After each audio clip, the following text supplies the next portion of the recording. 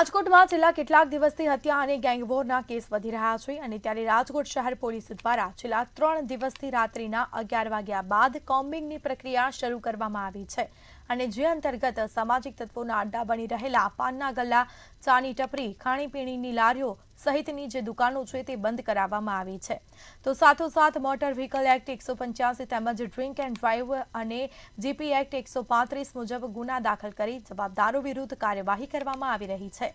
કાળા કાચ અને નંબર પ્લેટ વિનાની ગાડીઓના માલિકો વિરુદ્ધ પણ કાર્યવાહી કરવામાં આવી હતી।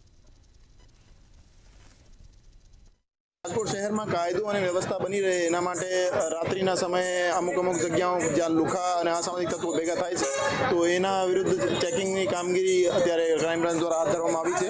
તો રાતના 11 વાગ્યાની પછી જ્યાં લુખા માણસો અને અસામાજિક તત્વો આપરાધિક પ્રવૃત્તિઓ કરતા દેખાય છે અને જ્યાં ભેગા થાય છે એને ત્યાંથી હટાવવા માટે અને એને ઉપાડીને ક્રાઇમ બ્રાન્ચ લઈ જઈ અને એની પૂછપરછ કરી પછી કોઈ ગુનાહિત ધ્યાને આવે તો એમના વિરુદ્ધ કાર્યવાહી કરવાની અત્યારે ઝુંબેશ ચાલુ છે।